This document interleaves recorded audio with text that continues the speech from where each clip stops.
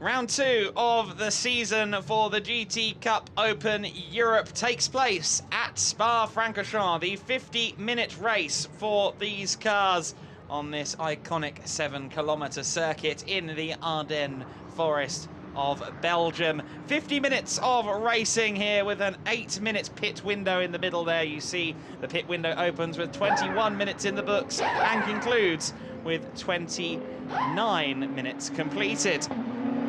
It's going to be an intriguing race, this. All of the cars on the grid are Porsches this time around. Unfortunately, the likes of the street art Aston Martin from Paul Ricard aren't here this time, but they will be back in the none too distant future. It is due to be Alex Fontana in the 67 car at the sharp end. However, I see that it's down at the back of the order. So we've had some changes there to the order that's shown on our screens and the order that was published as the starting grid. It's the 217 car that's leading them round on this formation lap of Tincescu. So it seems as though there's been a little bit of a change of plans somewhere that I was hitherto unaware of at the very least. So it looks as though it is Tincescu starting this race from the sharp end, and that's going to be very interesting indeed. He and John de Wilder are currently the two guys leading around the safety car queue. And, well, certainly that doesn't match what we saw in qualifying, but it is going to make for an interesting race, George. Yeah, it does indeed. I mean, obviously a perplexing set of circumstances, but obviously after qualifying, things have definitely been mixed up. But certainly if you're John de Wilder right now, a good opportunity, certainly solidify your position. Of course, he has certainly done exceptionally well in the AM class. He has been absolutely superb. We have seen so much from him in certainly the last couple of races that we've had, certainly at Paul Ricard, essentially winning both of them in terms of the AM category. Of course, currently sitting where he does. Obviously, you'd fancy him to do the same again here at Spa, but obviously there's still a long way to go, a long race, and it's a long track as well, so plenty of room for errors. Hopefully they'll keep it clean today. Yes, that's the hope, certainly. Can always get a little bit messy. 2x2 rolling start into La Source. You run out of room very quickly, especially after the reservations that have happened here at this circuit. La Source used to have quite a tarmac lake, I suppose you could call it, out there, where drivers could escape from any collisions going on around the circuit. That, though, is no longer the case. It's these days it is a gravel track on the outside. They installed that over the winter, and that means there's very little place to run and hide if there is a collision at La Source. And that could make things very intriguing if we do end up in that scenario. So it was Alex Fontana who was fastest in the qualifying session earlier on today, but it looks as though he is starting from the very rear of the grid, and that could be interesting. Fontana, a serial race winner and long-time front runner in the world of GT racing. He will have to carve his way through, and that's going to be fun to watch. Major challenge, to say the least, but we'll have to wait and see what he can bring to the table. Naturally, we've seen what he's capable of. His pace all weekend has been pretty solid, to say the least. Obviously, second in FP1, followed it up with a very, very good visit in qualifying as well. But yeah, we'll have to wait and see. So I get it. I'm figuring it out. I'm sorry, but I'm figuring out what's going on. So, yeah, okay, so I thought this was a formation lap because they were being led by a safety car. I've now realised that I'm wrong, so that's my fault completely. I didn't think the safety car would lead them through on a formation lap, but, sorry, for a pre-lap. You know, the laps go to the grid, but they are just now going to the pre-grid rather than this being a formation lap. So that means the grid we have is going to be what we expected it to be, so we'll run through that grid in a moment. We've just gone a little early live, as it were, I think, and the car's not yet on the grid. They're now showing up, and it will be, thankfully, Alex Fontana at the front of the order. I thought for the life of me that was a formation lap, what with the safety car leading them, but I was wrong. Fontana and Lauritsen then on the front row of the grid. And those two were 9 and a bit tenths apart in qualifying earlier on. Jan Lauritsen, we know how good he can be, from his win at Paul Ricard.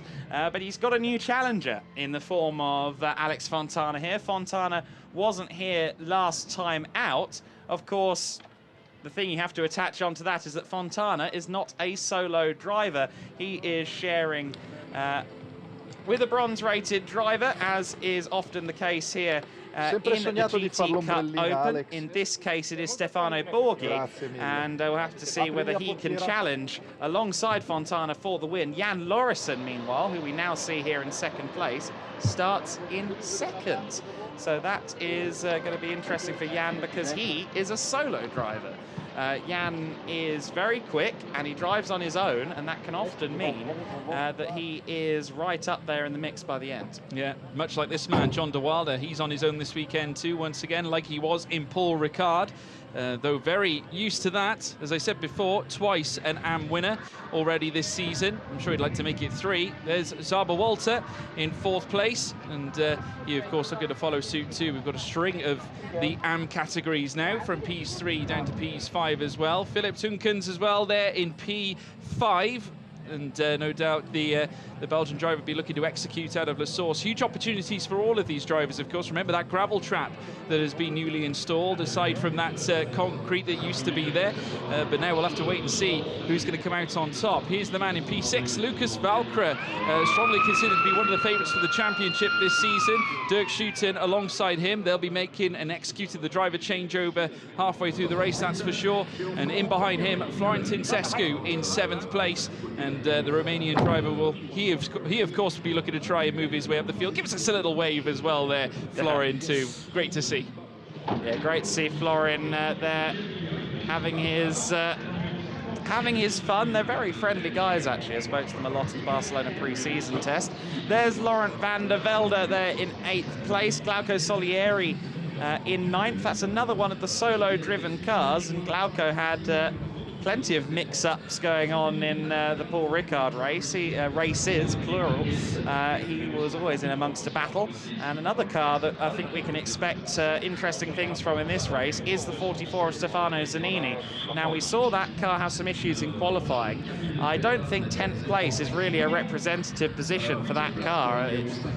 Zanini and both Zanini and Pisani had some really great pace at Paul Ricard and were fighting for overall podiums. So let's see what happens with them this time. Highlights from Paul Ricard, though. Slightly different cast of characters in the first race. It was Christopher Zirkling leading away in the 67 last time out. That's the car that's now driven by Fontana and Stefano Borgie. Lucas Valkra having a good scrap with the 007 Aston Martin. Further back in the pack, while Jan Lauritsen made the definitive move for the lead about 15 minutes from home on Bashar Mardini, and once the move was made, he really didn't need a second invitation to pull away and take a comfortable victory. Jan Lauritsen, who wasn't here the next day. On the Sunday, Jan Lauritsen had family commitments, so it was open door and open season for everyone else. It was the 53 car that led away in the early stages, courtesy of Dirk Schuiten. Meanwhile, some scrapping further on back between the 217 car of Florent Tincescu and one of the GDL racing machines. Meanwhile, Christopher Zirkling, having inherited the car from Bashar Mardini, took a victory that would result in those two being the championship leaders coming into this weekend at Spa. Unfortunately, Zirkling and Mardini aren't here on this occasion, so it's going to be a bit of an open goal for the likes of Dirk Schuiten and Lucas Valkra and Jan Lauritsen and John de Wilder as well. You see there the order in the points at the moment. It's a 5-point advantage for Schuiten and Valkra. You'd suggest that it's probably, or rather it's a 5-point deficit to Schuiten and Valkra in second. And I suspect that 5-point deficit is going to be surpassed quite comfortably over the course of today's race in the GT Cup Open Europe. Fontana and Lauritsen, though, on the front row of the grid. The 67 car is here, but the drivers from last time are not. So Fontana won't be scoring points for the 67 car.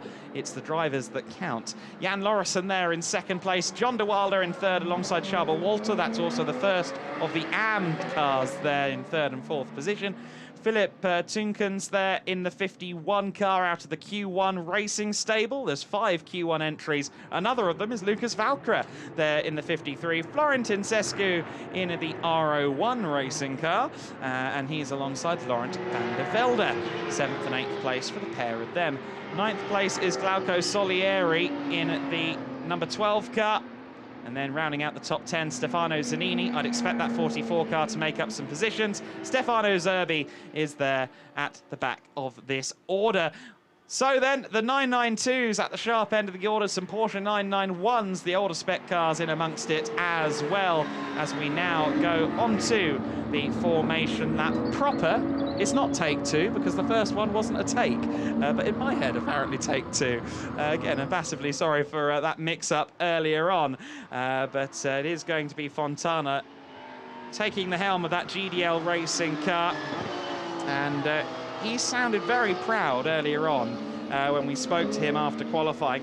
51 car hasn't got underway. Philip Tunkens having a issue out there on the grid, and that's a huge shame for Philip. He was often really pushing, it must be said, in qualifying. It's great to be back in such a way, because I've been in the GTOpen in 2011 when I won the European Formula 3 Open. Now it's called Euro Formula, so definitely it was a good school. It's been many years since I'm back in the paddock, but I'm happy to be joining again this weekend. And how you see things for this afternoon? Yeah, it looks good. The Porsche 992 of GTL was really competitive, so with only 2 laps we managed to set a good lap time, enough for pole position. And I'm happy also about my teammate Stefano Borgie, a bronze driver that is improving every session of the weekend. So I'm really looking forward to see how the race goes, but I would say that the car was fantastically prepared by GDL. For me, it's the first time on this car in a race weekend, so I enjoyed it. There you go, Alex Fontana taking to this car like a duck takes to water. It's there aren't many GT cars that Fontana hasn't had a go in at some point over the course of his career, but he hasn't driven the 992 Cup car before. Here's Philip Tunkens' car being pushed back. Engine is on, but doesn't seem like the throttle is home at the moment. He's having to push it down. They're having to push it down to the garage, and hopefully he can take the start, but it's not looking likely. Alex Fontana alluded to it in that interview. He's no stranger to this paddock. Raced previously in Euro Formula. Won in Euro Formula previously as well, and it's really good to see him back with us for the first time in a few seasons, and he's now alongside Jan Lauritsen as we get ready for the start of this GT Cup Open Europe race. Keep an eye on John de Wilder as well. He's not immune to having a go when it's appropriate, and certainly down into La Source the opportunity may present itself. Charles Walter there in the 66 car. Of course, all 4 of those cars are identical in spec. They're all Porsche 992 Cup cars, so there's not an inch taken or given in terms of the car's theoretical performance, but setup differences could cause a little bit of disparity between them. Rolling start, 2x2 formation, 50 minutes of racing are go in just a few seconds. There they go now. It's the 67 car. Alex Fontana on the inside of the front row of the grid. Jan Lauritsen, will he go all the way around the outside at La Source? It's a much more dangerous game than it used to be with the gravel there, and sure enough, he had a go, but Alex Fontana covered it off nicely. Some brake lights going on there in the back, a few drivers getting bottled up, and looks like we've got a good scrap there between de Wilder and Walter there for 4th position. In 5th place is not Philip Tunkens, it's Lucas Valkyrie. Of course, Tunkens hasn't been able to take the start, and there in 6th place already is Stefano Zanini. We had a feeling that the car that started in 10th place would make up positions. He's already challenging for P5 from currently 6th in the order, but it is Fontana that leads. Lauritsen there in 2nd, and Fontana managed things very well going into the source on that first lap. Yeah, Jean de Wilder also staying in 3rd place. Charles Walter, as you say, 4th place right now. Lucas Valkyrie in behind him. An orderly start, I have to say. None of them drifted off into the gravel trap at the very start out of La Source, so very calm, cool and collected, though I can imagine it's anything apart from cool inside that cockpit right now. Still leading though, Alex Fontana leads currently with Jan Lauritsen in behind 2nd place. John de Wilder in 3rd as they now make their way down towards the Podium bend out of Jackie X corner, down through the next next left, the double left-hander out of turn 10 and 11. And then you can see a little bit of squabbling further down as well as they now make their way out. That is Stefano Zanini trying to challenge on Lucas Valcre as they now make their way in towards the Le Fanier section of the circuit. They do so. You can just see him just looking all over the rear end of that Q1 car. Lucas Valcre having to put his best defensive helmets on very early on indeed, because Stefano Zanini is certainly not going to leave him untouched. There you go, Zanini pressuring and pressuring Lucas Valcre. He's going to be driving through the mirrors by and large at the moment. 51 car unfortunately still there. Philip Tookens hasn't been able to take the start just yet. And are they belting him up or are they unbelting him? Let's hope he can at least get a few laps in, even though he's no longer going to be a competitive force or factor in the race. Fontana leading the way as they head down to the bus stop for the first time. Lauritsen there in second position. Already a gap between the two of them, and good scrapping going on here for third place. Trouble Walter trying to find any way he can around John de Wilde.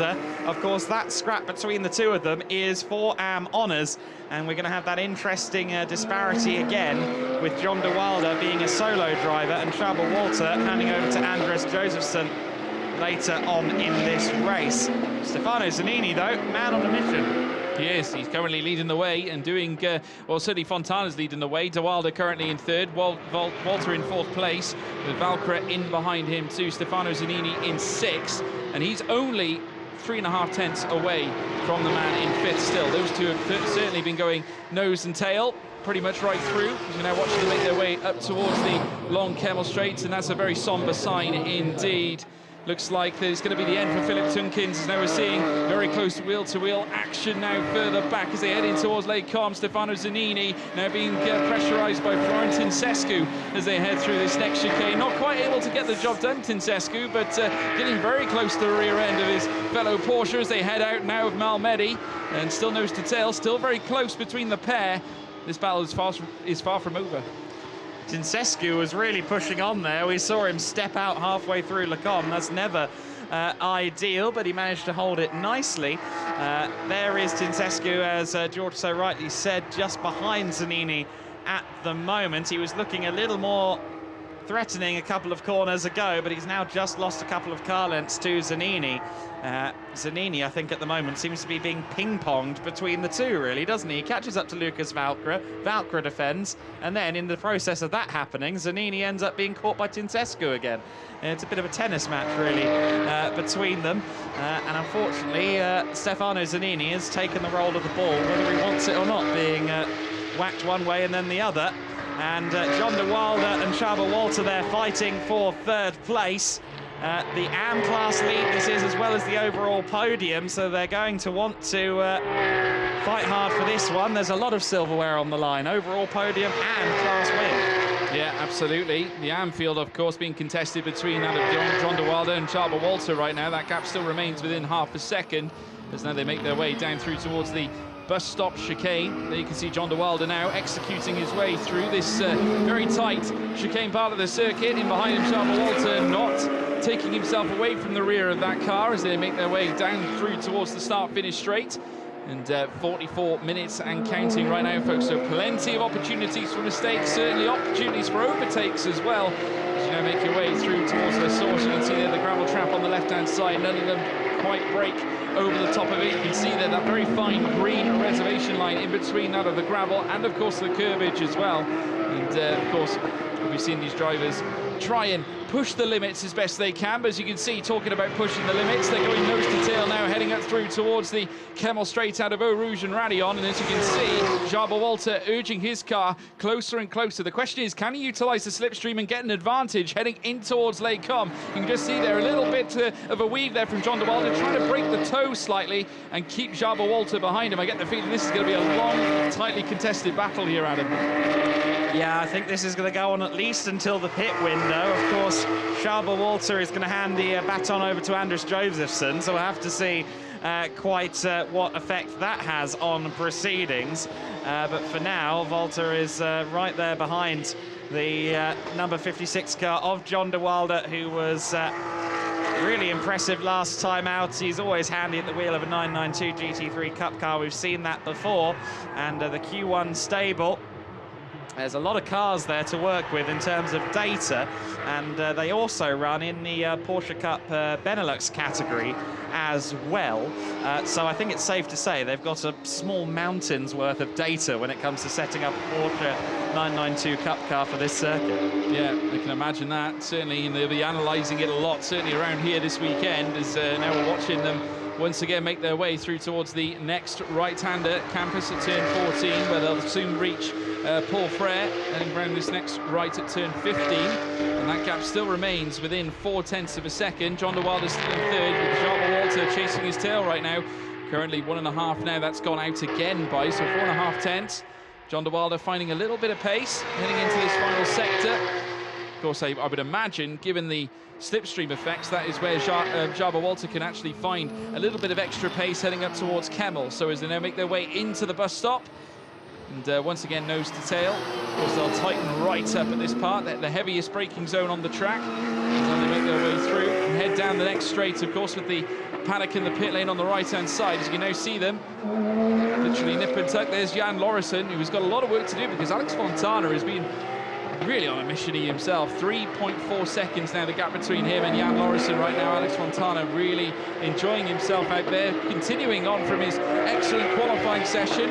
He, of course, as I said earlier on, second in free practice with him and Stefano Borgie, but of course Jan Lauritsen was the man to get P1 in that exchange. So now we watch the cars make their way out of Eau Rouge and Rayon. They will have once again the Kemmel Straight to deal with. There you can see our race leader Alex Fontana, with him behind Jan Lauritsen as well. Jean de Wilder still in third and still being peppered by Jabba Walter right now.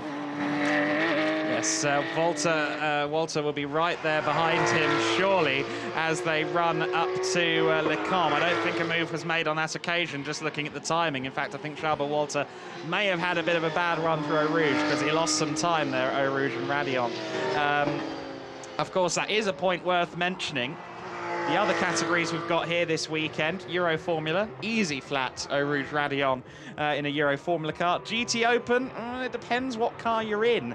The mid-engined cars can sometimes get a little bit too squirrely if you try it flat, whereas I understand the Mercedes AMG GT3s, for example, front-engine cars of that nature, it's a little more plausible with the balance the car has to go through their flat. In these Porsches with less aero, certainly not possible to go flat out. So they really are fighting the car through the corner. A lift is certainly needed, perhaps a tap on the brakes as well, and that really heightens the challenge of the Eau Rouge and Rayon section of the circuit. Cars 44 and 217 have both been warned for track limits. The 44, of course, is Stefano Zanini, and the 217 is Florent Tincescu, who sits behind him on the road. So those two may be focusing a bit too much on each other and not where their cars are on the circuit. No, absolutely. And this is the thing, this is the trick with Spa. Obviously, the corner's so diversive as well.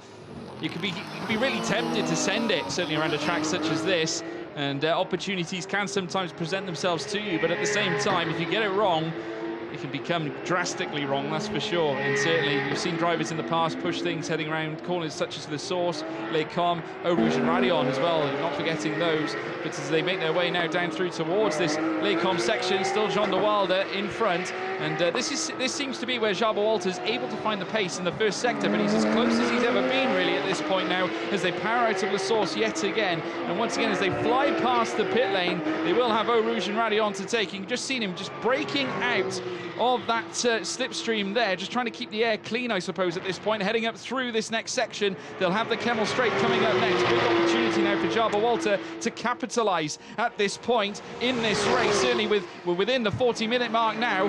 Can he get past Jean de Wilder as they now make the almighty climb, the highest elevation point on the circuit? As now they do so, you could see Les Combe beckons these two as they do so. Not quite enough, just could not quite get the overspeed out of Eau Rouge and Rayon. Not enough through Kemmel to launch an attack. Yeah, I thought, to be honest with you, that Jabba Walter had the run he needed coming through Eau Rouge and Rayon, but it didn't quite turn out to be the case. However, he still looms large behind Jean de Wilder at this stage. So let's see what goes on there. to the point you were making about some of the corners around this circuit, of course, we do have more gravel here than we used to have with the latest renovations, but of course, coming out to, say, Blanchimont, heading into the bus stop, if you get a good run out of Blanchimont, that's hugely advantageous for a move at the next corner. And that's where some of these drivers can get caught out, just running a bit too wide, trying to get the best run humanly possible. And then that's when they've got to be a bit wary of the track limits. It's so easy to just ask a little bit too much of the front of the car, especially as the tyres wear on the front axle. You might not even be trying to get a good run, you might just be understeering as the stint wears on. 44 and 217 there, fighting still for 6th place. Stefano Zanini still there in P6. He made his way up to 6th place instantly at the start of the race, and ever since then I think his progress has largely been stunted by Florin Tincescu, who resolutely holds on to the back of this 44 car, and they're having a great little scrap for 6th place overall. Yeah, they certainly have. They've been going since the start of the race. And you see that Tincescu finding all sorts of pace heading out of Sector 2 in towards Sector 3. They'll head around this next left-hander now, through towards Blanchimont, near enough flat, heading around this next left-hander. And as you can see, just applying the brakes slightly. Ooh, got a bit squirrely there, heading around that next left. Might open the door into the heavy braking zone at bus stop. Is Tincescu feeling brave as they make their way round into this chicane now? And you can just see there, closing the door, Stefano Zanini just covering off that inside, just not allowing Tincescu an opportunity to move. Oh, a flick of the rear. Nearly lost the car heading out to the bus stop there, Adam. I am amazed that wasn't a full pirouette. That was very well held by Florin Tincescu there. I shut my eyes. I thought that was going to be quite the moment for Florin. But the 217 car remains on the straight and narrow, just about. Stefano Zanini taking some alternative lines on the run down from La Source to try and break any semblance of a slipstream that Florin Tincescu may have afforded to him. But I think Florin might be a bit too far back this time, coming out of Radillon and onto the Kemmel Straight. Nope, I changed my mind. They're side by side as they run down the Kemmel Straight. What a run from Florin. Is he going to have a nose ahead by the time they get to Le Combe? I think he might, you know. It's about neck and neck as they go to the braking zone, but Tincescu, very brave. Not too brave, though. Masterfully done around the outside. Florin Tincescu up into 6th place, and that was very impressive driving. It was very much that exit out of Eau Rouge and Radillon that gave him the overspeed. He certainly launched himself up the Kemmel Straight, provided himself with an open door opportunity to overtake Stefano Zanini, and now he's moved himself up the order, and certainly he'll be delighted with that performance, obviously executing himself past that other Porsche. Of course, Porsches across the grid order this weekend, which is truly wonderful to see. But I have to say, a great move, textbook, you could say, Adam. Yeah, absolutely. And here is the battle for 3rd position. A couple of very, very exciting battles on circuit. We're trying to split the difference as best we can to keep up with both of these excellent scraps. John de Wilder there in 3rd place with Schaber-Walter just behind him. 35 minutes left to go, incidentally. 15 minutes of the race about to be completed. 6 minutes until pit stops can be made. Interested to see how long Alex Fontana takes to pit here. Sometimes, as a rule, I would suggest, the pro drivers tend to stay out for longer in the pit window. It's only an 8-minute window, mind you, so there's not that long to play with. I'll have to see whether or not Fontana hands the car over early or whether he pushes it to the limits of this 8-minute pit window. Very close racing here between de Wilder and Schaber-Walter for 3rd place, for the AM lead. And de Wilder once again just giving it a measured performance, although and we're getting a look at Fontana here. Very, very smooth through the bus stop chicane. I thought we might be seeing a bit of a moment, but I think actually it's just a showcase of what Fontana's doing there at the sharp end of the order. He's had so much success in GT competition, be it GT3 cars and lots more in between. Also was the Euro Formula champion back in 2011. You heard him talk about that before we went racing here today. Now, the battling between Tincescu and Zanini has now seen Laurent van der Velde, get involved, and van der Velde is going to pressure Stefano Zanini as they run down the Kemmel Straight towards Le Combe. Is he going to have the opportunity required to move into 7th place? He's trying to go around the outside, and has he done it? Well, he's certainly got a nose ahead. They're still side by side as they come out of Le Combe, but I think Zanini may just have it. He's got the inside line as they head down towards Bruxelles. Yes, just about. Stefano Zanini holding on there, but very nice driving between the two of them to get two big GT cars through that sequence of corners side by side. It was very well defended by Zanini. It looked like he was going to be served on a plate there for van der Velde, but not at all. He managed to defend against him, shut the door. I mean, going side by side, as you say, very, very brave to be done through Le Combe, heading through Malmedy. It's very tight, certainly for these okay, may not be the biggest, but still the big GT cars that we have here in the Porsche category, and it's amazing to see, that's for sure. But nevertheless, a wonderful visit indeed by those pair, and certainly a pleasure to watch, to say the least. Great defensive work there from Zanini, but it has allowed Tincescu a little bit more ground now. It's giving him some breathing space, but van der Velde might choose to have another go. He could well, couldn't he? Let's see whether or not van der Velde can set that up. Of course, Zanini has the option. Oh, it's not going to be an option. It's going to happen. He's going to hand the car over in the not-too-distant future to Eugenio Pisani. And Laurent van der Velde, unfortunately, down a co-driver. Van Dierendonck not here. We've had a switch for 3rd place, though. Schaber Walter is into P3. He's got around John de Wilde. That's been a long time coming. Let's see if de Wilde can retaliate. He rear end steps out on him a bit, going into the corner there. And de Wilde has dropped down to 4th position. Didn't quite see what happened there, but the long and short of it is Schaber Walter up into 3rd, up into the AM lead. He does indeed, and certainly it's now going to be the pressure on John de Wilde as we look at the replay, heading in through towards bus stop, and that is where he plucked the advantage. At that point, you just see the side-by-side action. There you can see Schaber Walter on the inside, managing to get the move executed, heading in towards bus stop. We've spoken about that heavy braking zone, but once again, John de Wilde not content with remaining in 4th place much longer. This battle could continue for a long, long time just yet. John de Wilde obviously relentless, of course, already carrying out 2 race wins at Paul Ricard in the AM category. He would certainly like to add Spa to that list. Oh, absolutely. He absolutely would. Let's see what de Wilde can do here then. All over the back of Schaber Walter. He's played the defender and done a very good job. Now he needs to be the attacker, because Schaber Walter has slipped through the net. And I don't think there was much margin for error in that late braking move into the chicane.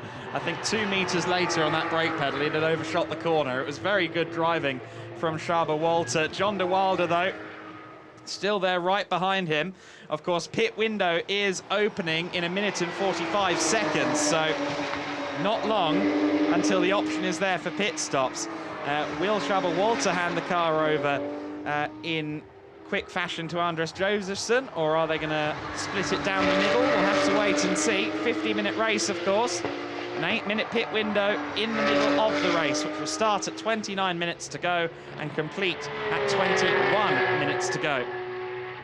Absolutely. There's de Wilde now. Still a gap remaining pretty healthy, but nevertheless, he's still quick in March. Well, certainly matching with what Schaber Walter has to offer as they now round Blanchimont now, soon to be heading down towards bus stop, which is where, of course, the move was executed. You can just see there the inside line by Schaber Walter, just trying to close off any opportunity, perhaps, as they make their way in towards bus stop. And still nose to tail. You see that John de Wilde finding all sorts in that bus stop chicane. Look how close he is, heading down now towards La Source. Might choose to open up the door yet again, this time heading down through towards that very tight hairpin. You can see there once again tucking right into the insides. Now they drift out wide to tackle La Source, and yet John de Wilde unable to execute at this point. But he might have a chance heading up towards the Kemmel Straight, depending on the exit he gets out of Eau Rouge and Rayon, as they now make the almighty climb now, leading up towards Kemmel, out of the Eau Rouge and Rayon section. There you can see still in 3rd place Schaber Walter. The battle starting to develop further down as well. Of course, we've got the likes of what looks to be Florent Tincescu there in our picture, but look who's behind. Indeed, you got Zanini and van der Velde looking to come in. Oh, big almighty squeeze heading through La Source. Oh, not quite enough to make the move, but it might put or unsettle Zanini slightly heading out to that portion of the track, and very, very vital point of the circuit, because Eau Rouge and Radion are up next. Huge chance now for Laurent van der Velde if he can tee this one up, makes his way up towards what will be the next straight at the Kemmel Straight, that is, as they make their way up this point of the track. You can just see van der Velde slipping over the curbs. That might have cost him some time. Yeah, Zanini didn't have a great run through Radion, and then van der Velde kind of ran it a bit too wide out of Radion himself. I thought he was going to have the opportunity on Zanini, but it proved not to be the case. Zanini holds on to 7th place for the time being then.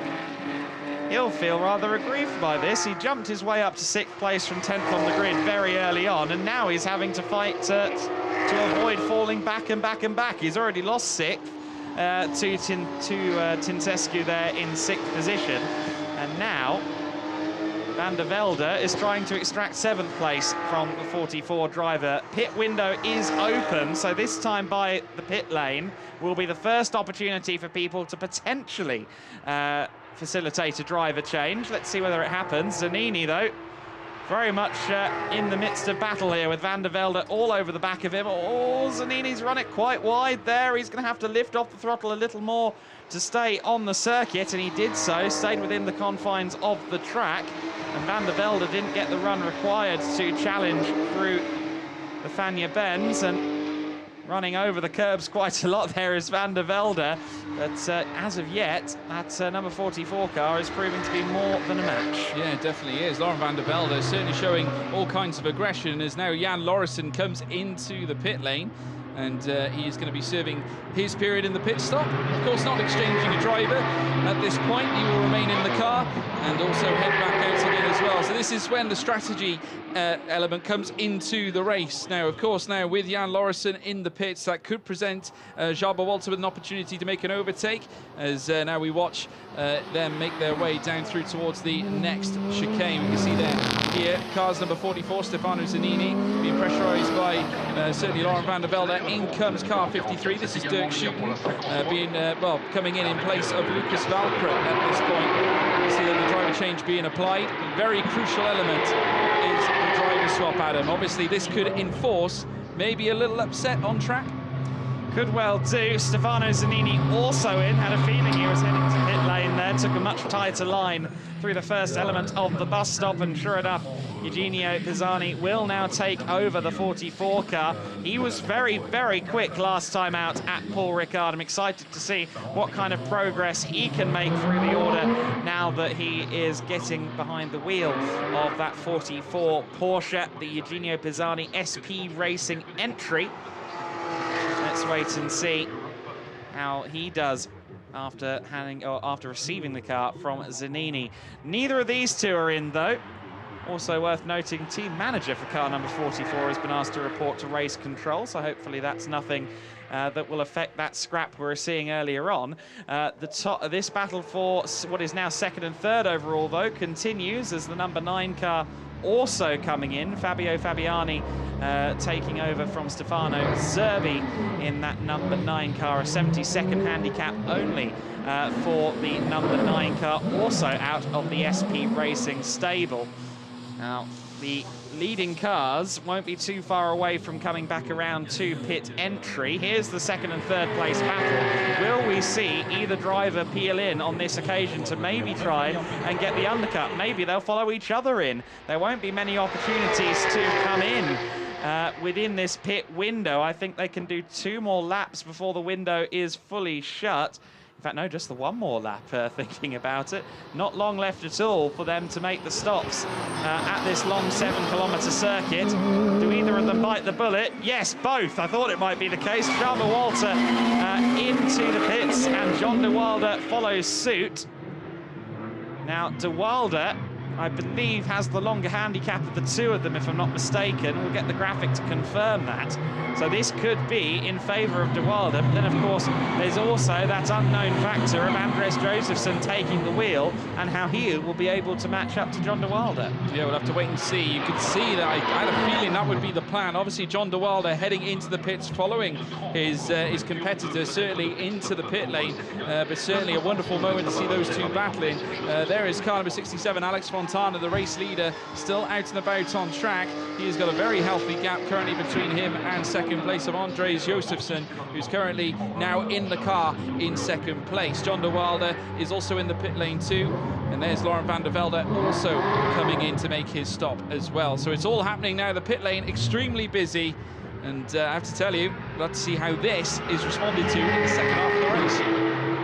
Yes, Alex Fontana, I think, is probably going to have to come in this time by. He's only down at Fania at the moment, and by the time he's done another lap and a third or so of Spa, that 21-minute point in the race will have elapsed, and that will mean that the window will be shut. So he's going to have to come in this time by, and he's going to hand the car over to Stefano Borgie. The question is, will Borgie be able to hold on to this mighty advantage that Fontana has provided him? Certainly, I think Fontana has done just about everything we could ask of him in terms of trying to build a gap.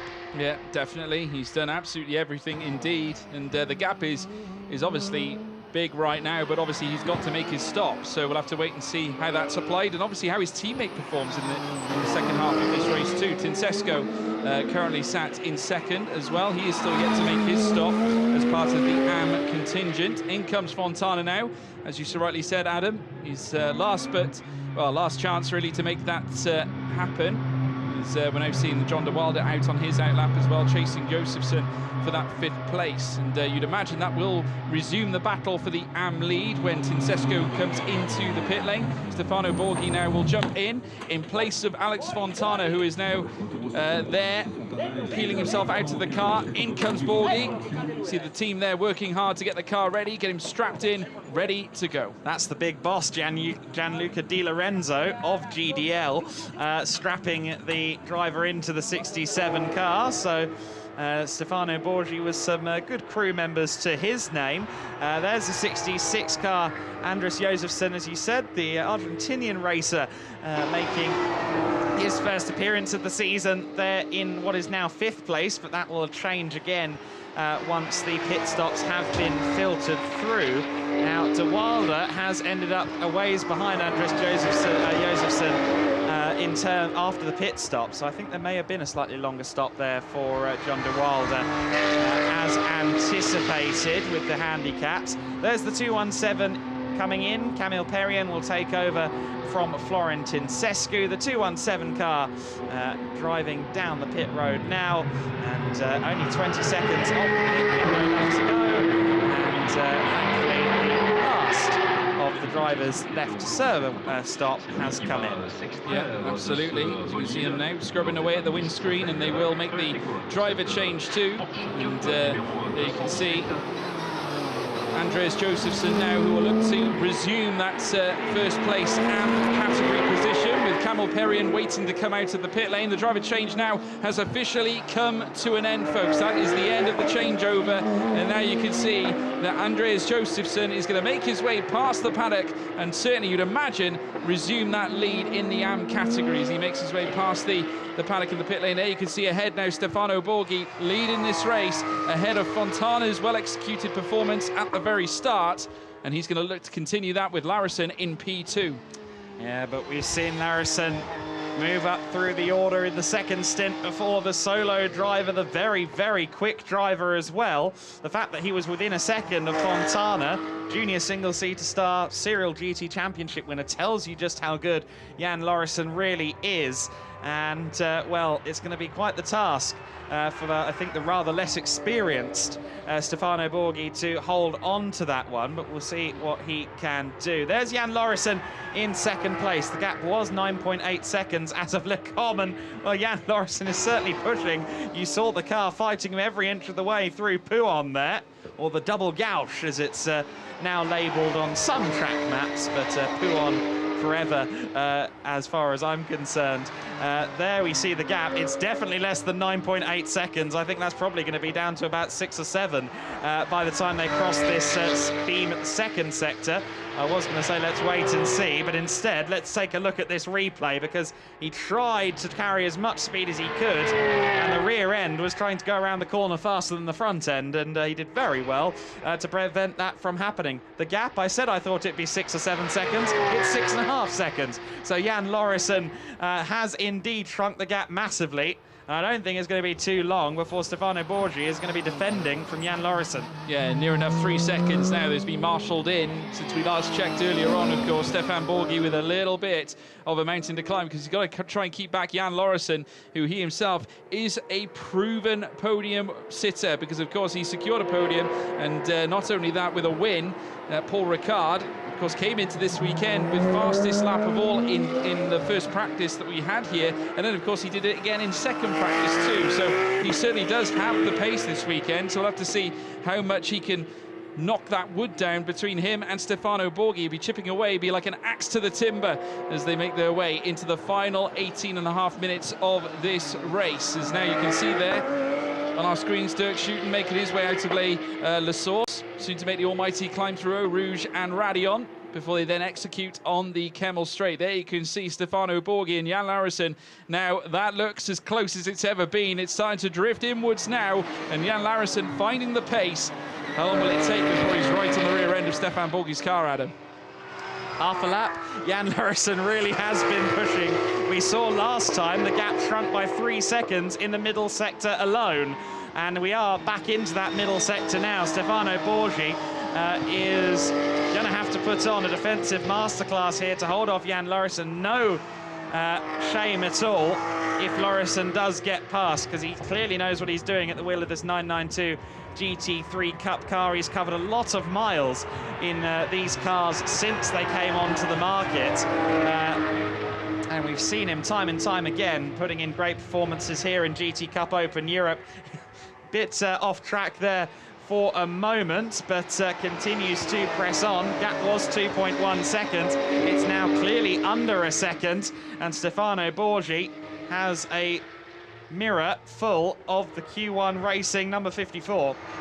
Yeah, incidentally, Glanco Solieri, their team manager, has also been asked to report to race control as well. There was a warning for track limits there too, but Jan Lauritsen now with a huge chance to take the win, or take the lead, shall I say, not the win just yet, but the lead certainly at this point of the race with 16 and well over 60 minutes still to go, as they now look to round Blanchimont, and Jan Lauritsen with the pace does get himself up into P1 ahead of Stefano Borgie, who is now relegated to second. It was coming, that's for sure. He was chopping at the wood, as I said earlier on. He's finally cut the tree down, and he's now into P1 as well. I love my timber references, Adam.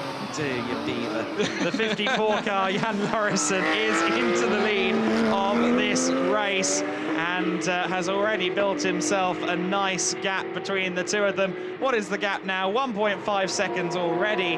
Lauritsen with a clear lead then for the time being. Shouldn't come under any pressure from Borgie on the run up to Lecombe this time, so he can focus now on building a gap for the lead.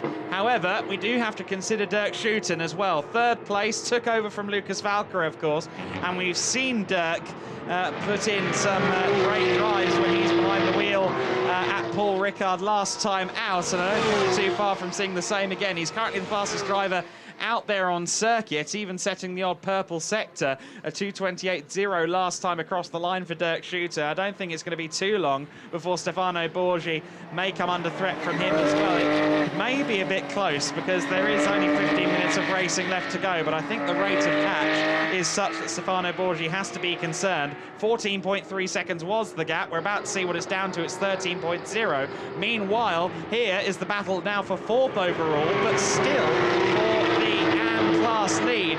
Andres Josefsson is still there in 4th place, but John de Wilder has caught him up. Can de Wilder get past? He's certainly got a good run out of Radion and is now running side by side with him down the Kemmel Straight. He's got an axle ahead, he's got the car ahead. He's into 4th position. John de Wilder makes the new stick for the Q1 Track Racing team. The 56 car back into the AM lead. So de Wilder, once once again looking in prime position to continue dominating this AM class. Yeah, driving with confidence as well, not letting the heat deter his performance, that's for sure. Following up a wonderful visit to Paul Ricard with yet what could be a wonderful visit here at Spa, or the start of one, that's for sure. Josephson in 5th place, in behind him now after that execution, heading through into Les Combes. Still now De Wilde in 4th, and the gap still very minute. You'd imagine that Josephson might still want to have another go, this time at John De Wilde, who will surely be looking to try and nurture this 4th overall, but yet AM class victory should it occur in just over 14 minutes time, as they now ran their way through this next right-hander out of Les Farnier and into the next left as well.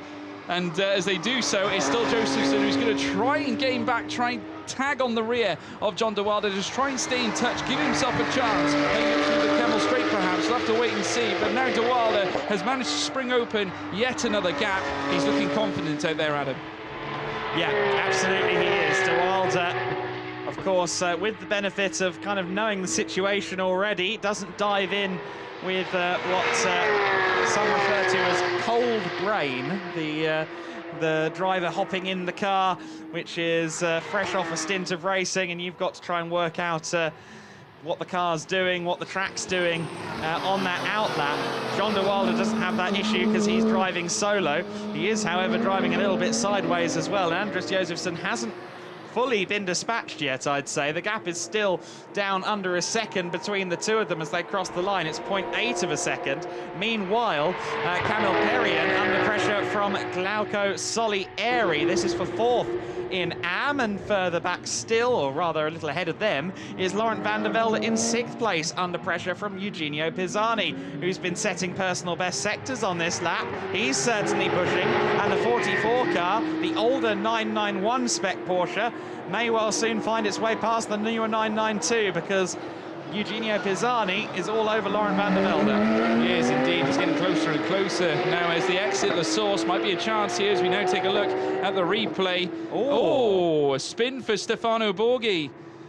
Not good at all. And as I can see, Dirk Schouten is now in 2nd place and has made the overtake. So there you have it, folks. And now we watch the cars now make their way out of Eau Rouge and Rayon. Eugenio Pisani will sense maybe some blood here as they now make their way up the Kemmel Straight. You can see they're ahead of him. Laurent van der Velde is going to have to try and hold him back, but it's going to be a very stiff ask, because certainly the pace has certainly been showing on the side of Pisani and closing off the inside line as they head in towards Les Combes.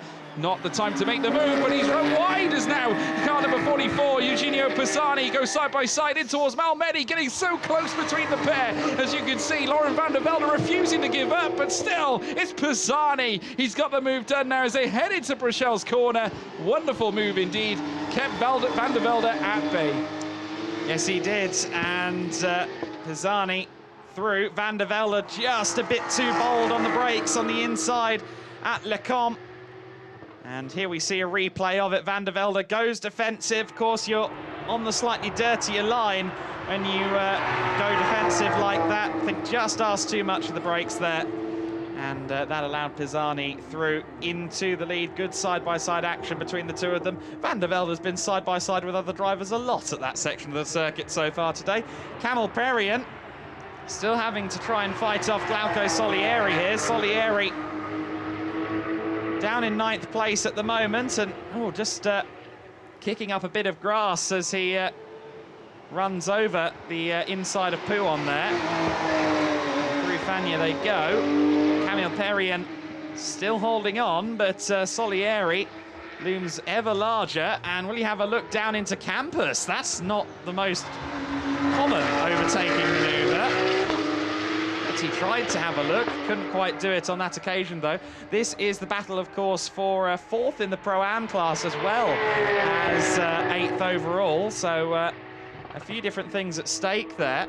All of the handicaps in the pit window were judged to be okay as well, so no one's fallen foul of a faulty stopwatch on this occasion. 53 car has a warning flag for track limits. That's Dirk Schouten, who's now in 2nd place because that spin for Borgie. And Glauco Solieri has a look to the inside once again. Camille Perrien covers it off nicely, but he's gone too far on the brakes there at bus stop.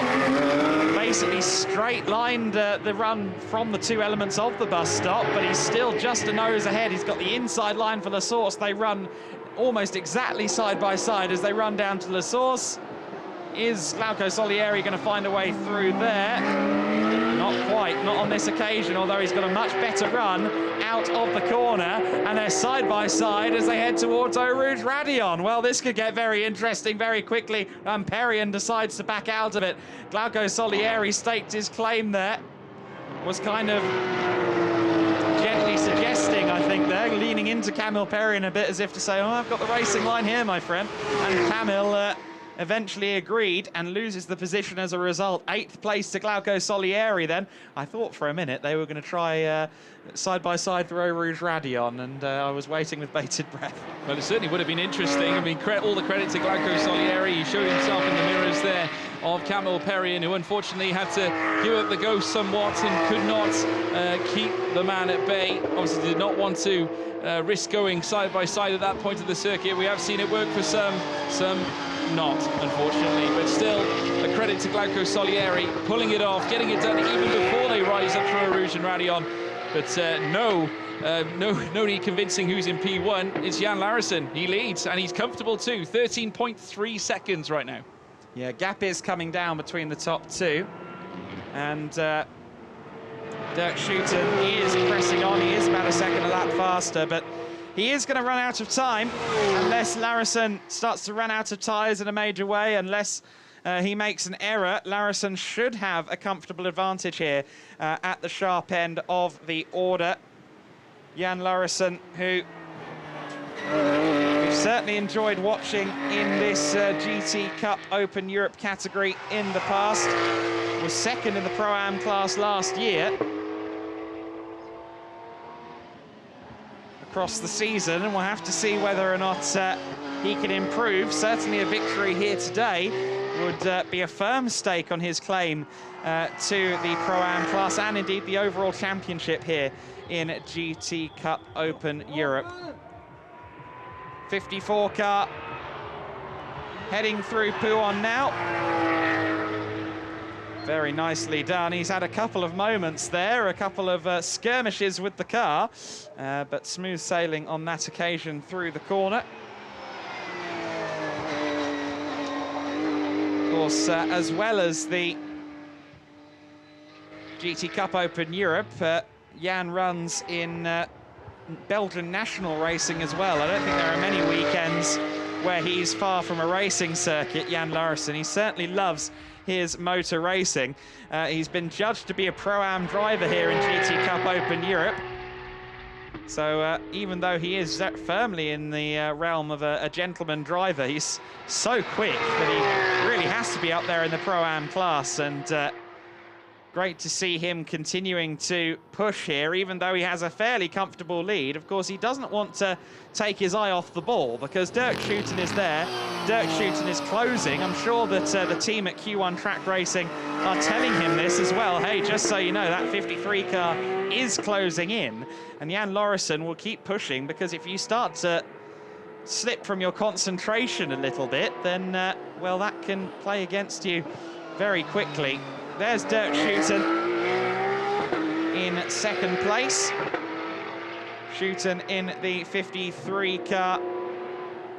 Also from the Q1 Track Racing stable, they've got 5 cars here this weekend. I was going to say 3. They had 4 last time. They have 5 this weekend. So very well supporting the GT Cup Open Europe Series. Dirk was a podium finisher in terms of the Pro-Am Championship last year in GT Cup Open Europe, 3rd place in the championship ultimately. And has also done a good bit of endurance racing in the last couple of years, but gets better and better, does Dirk Schouten. He and Lucas Valkre seem to be consistently challenging for overall podiums and succeeding in claiming them, and that's a really good sign for things to come. Keeping an eye as well on the gap between 3rd and 4th overall, because the driver that sits 3rd, the 67 car is Stefano Borgie. I don't think he's at all out of the woods when it comes to John de Wilde. De Wilde, the AM leader in 4th place, is going about 4 seconds a lap quicker. In fact, the better part of 5 seconds a lap quicker than Stefano Borgie. And the gap between them is just 8.1 seconds. So De Wilde may soon be able to try and challenge for that third step on the overall podium. Car 53, Dirk Schouten, 3-second penalty for track limits. At the same time, they're showing a warning to the car 52. That's Van der Velde in the similarly liveried Q1 track racing car, also for track limits, but that's just a warning, not a penalty. Great to see that the track limits are being properly policed here in GT Cup Open Europe. At circuits such as Spa, where there is a lot of tarmac runoff to play with, some drivers will take liberties. And if they don't get punished, they'll continue to take those liberties. So good to see that we're on top of that situation, as always, here in the GT Cup Open Europe paddock. Stefano Borgie there in the third position. What's the gap between him and De Wilde now? It's down to 6.2 seconds, so he's lost another couple of seconds there in the middle sector. It's going to be touch and go. If Borgie nails these next couple of laps, he should be able to hold on to the third position overall here, but De Wilde is clearly pressing on because he's been setting good sector times, and we'll see what the gap is between the two of them as they cross the line this time. Here comes our third place car. Here comes Borgie. There in the background you can see John De Wilde. What's the gap between the two of them? It's down to 5.2 seconds. Another second taken out of Borgie in that final sector alone. There doesn't appear to be too much between them in this first sector of the lap. Of course, there isn't that much in the way of corners in this first sector. La Source, of course, is a major braking zone, but I don't think there's too much time to lose there. Eau Rouge Radion is, of course, challenging in these Porsche Cup cars, but it seems to be the middle sector where De Wilde is at his strongest and makes most of his time. It is, of course, the longest sector of the lap as well, so it does make sense that that is the case. Let's see what the gap is between them. It's gone down again, 4.4 seconds in favour of John De Wilde now. So it's gone down by 8 more tenths, and the 56 car is closing in. Or rather, yes, I was right the first time. The 56 car is being closed in. And we're getting a bit of a replay here of Laurent van der Velde, who's having a huge sideways moment. I thought he'd held it. Unfortunately not. It wasn't just a huge sideways moment. It was a spin for Laurent van der Velde, but he managed to avoid ending up on the grass. And ultimately, that's dropped him down a couple more positions, I think, as well. But the 52 car, unfortunately, having a spin. And that may well allow Glauco Solieri to mount a late charge for the AM-class podium. We'll have to see whether or not Van der Velde can hold on. But Solieri is a lot closer now to the back of Van der Velde for third in AM. It's still about 5.6 seconds, but it may yet come down more. Meanwhile, with 1 minute and 18 seconds left to go, this man has started the final lap of the race.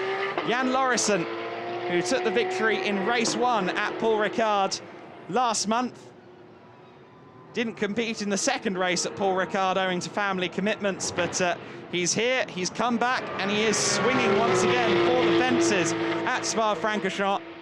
He's just half a lap away from taking the victory here once again in GT Cup Open Europe and extending his streak of winning every race that he has competed in so far this year. Through Lecombe he goes for the final time. What's the gap between Borgie and De Wilde? It's down to 1.7 seconds, so that battle for third place is getting ever closer.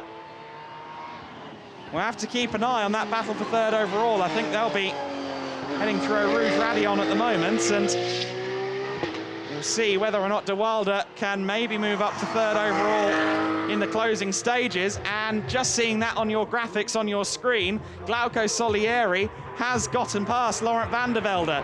So on the last lap, Glauco Solieri has moved up to 7th overall and 3rd in the AM class. So the AM class podium has a late change of personnel. Glauco Solieri is up into 7th overall and 3rd in class. Of course, we saw van der Velde having that spin, and that is more than likely the main proponent of why he's lost that position in the late going. Lauritsen, meanwhile, runs through the final few corners, just starting the final sector now through the Paul Frere curve. Paul Frere knew a great many things about Porsches, wrote several books about Porsche 911s over the years.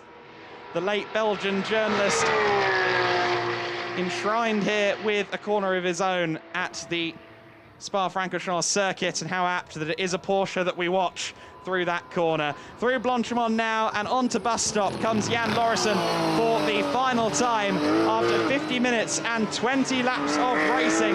Jan Lauritsen is once again our race winner in GT Cup Open Europe. Flash of the headlights, victorious once more is Jan Lauritsen. Dirk Schuiten will cross the line in second. There he is. I think there was a bit of car coming off there. I think there's some debris down at the bus stop. But what's going on for third place? That's really what we want to see. Borgie and De Wilde, 0.4 of a second apart. Here we see it. Stefano Borgie, 3rd overall for now, but John De Wilde is hot on the heels. De Wilde will be our AM class winner, but can he take an overall podium away from Borgie at the final gasp? Hasn't got an amazing run towards the final corner. Don't think he's going to be brave onto the brakes. Not brave enough anyway. And I think Stefano Borgie has just about done enough here. De Wilde, though, all over the back of him. It's a drag race to the line, and Stefano Borgie just holds on to 3rd position. I think there were yellow flags out down there at the last corner as well because of that debris down at the bus stop. So that may have helped Stefano Borgie hold on to that overall podium. 5th place went to Andres Josefsson. Eugenio Pisani taking 6th position. Glauco Solieri 7th place and 3rd among the AM cars. Well, well, well, another stellar performance from Jan Lauritsen then in the 54 car. And that will put him right back up the championship order. We saw that, courtesy of only competing in one race at Paul Ricard, his championship effort looked a little bit down, but with the championship leaders Mardini and Zirkling not present, and Lauritsen taking another win, he will be shot right back up the points. Lucas Valker and Dirk Schuiten then will claim 2nd place. Dirk out of the car, and discussions between Jan and Dirk. Stefano Borgie, I'm sure, will be delighted with that 3rd place. He and Alex Fontana rounding out the overall podium, rounding out the Pro-Am class podium as well. There is the Borgie car, the 67 GDL racing machine.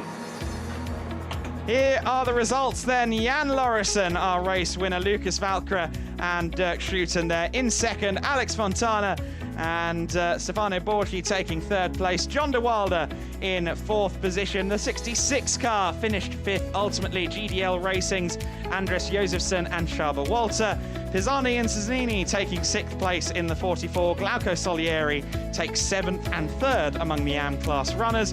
Perrion and Tincescu finishing 8th. Laurent van der Velde 9th, and the number 9 car of Fabiani and Zerbi rounding out the finishing order. Of course, we never got to see Philip Tunkens out there on the circuit, unfortunately. Here's what that does to the championship. New leaders in the championship, Dirk Schuiten and Lucas Valkra, 4 points clear of Jan Lauritsen. Zirkling and Mardini there in 3rd. John De Wilde in 4th, and Pisani and Zanini rounding out the championship top 5 then after the first race at Spa. Of course, they will be racing again tomorrow, so that could all change again before we leave Spa-Francorchamps. Here's the 3rd place though, Fontana and Borgie taking 3rd position. solid performance from them in the 67 car. Second place to Dirk Schouten along with Lucas Valkra. And our winner in the Pro-Am class and overall was Jan Lauritsen, who we'll hear from in just a couple of moments with Alfredo Filippone. Jan Lauritsen winning at home, it's always nice. Yeah, it's cool to win at home. So here are a little bit more spectators, so it's fun to win here, of course. Yeah. And today maybe well, you had a big rival on track, but also the weather, which is a real problem. Yeah, today is really crazy, but it was a tough race because I have no water in the car, and I say, oh no, I don't need it, but after 45 minutes, I get irritated. So, but yeah. But the result is good.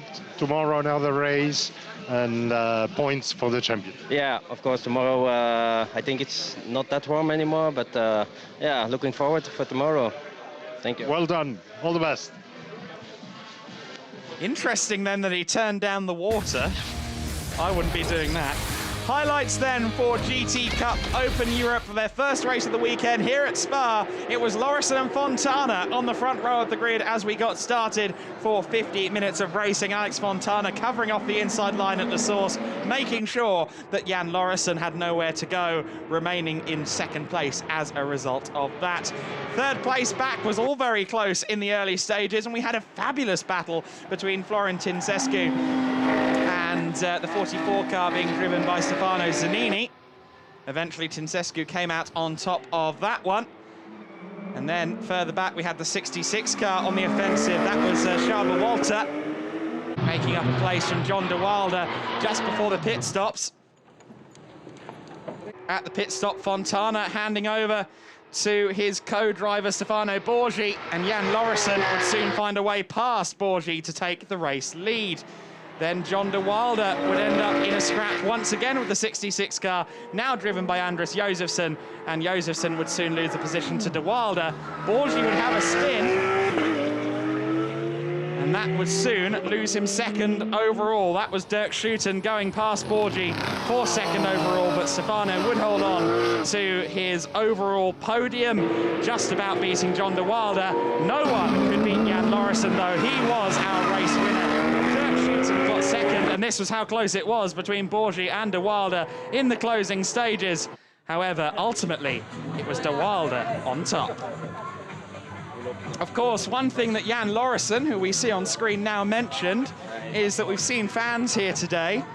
I will say, if you are watching, if you are tuning in and you're somewhere within a reasonable range of Spa, it's free access this weekend for the GTOpen, the International GTOpen, the Euro Formula Open and the GT Cup Europe. We also have TCR Europe and the Italian Formula 4 Championship here this weekend as well. It's a great lineup of championships, so if you want to come and see some great racing at Spa, you can do so for free tomorrow. So if you are listening and you're nearby, do come along. It's well worth it. There you see the Q1 track racing guys keeping an eye on the podium, where they will soon see their man up on the top step. In fact, they'll see two of their men up there on the podium because, of course, Dirk Schouten and Jan Lauritsen's cars both run by Q1 track racing. And there you see some good manners and congratulations being handed around by the drivers in both podiums. Of course, we have the Pro-Am podium and there's an Am top 3 as well. Jan Lauritsen will be on the top step, though. He'll get the biggest trophy of all.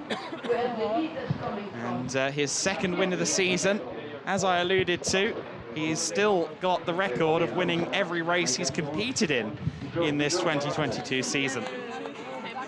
Great to see that he puts family first. He had a quite important family commitment to attend to on Sunday during the Paul Ricard weekend, but still firmly in the championship hunt, as we saw. Schouten and Valkra, the championship leaders, by only 4 points after this race here today. Onto the podium then comes Stefano Borgie and Alex Fontana. Fontana back in the paddock for the first time since 2012 when he raced in the old FIA Formula 2 Championship. He is no stranger to those of us here at GT Sport Organisation, but great to have him back, the 2011 Euro Formula Open champion. Second place, Dirk Schouten and Lucas Valkre, and our winner, Jan Lauritsen, now heads up towards the top step of the podium. Here's the national anthem.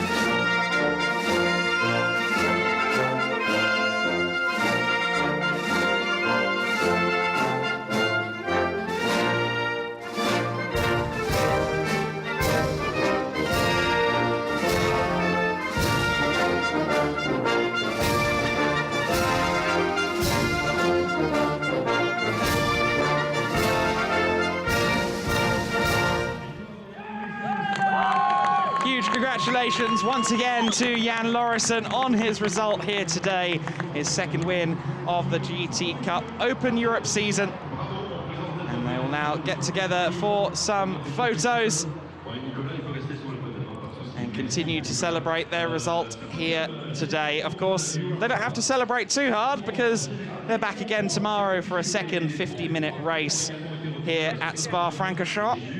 If you're a big fan of GT racing, don't forget also International GTOpen with a special 2-hour, 20-minute endurance race tomorrow as well.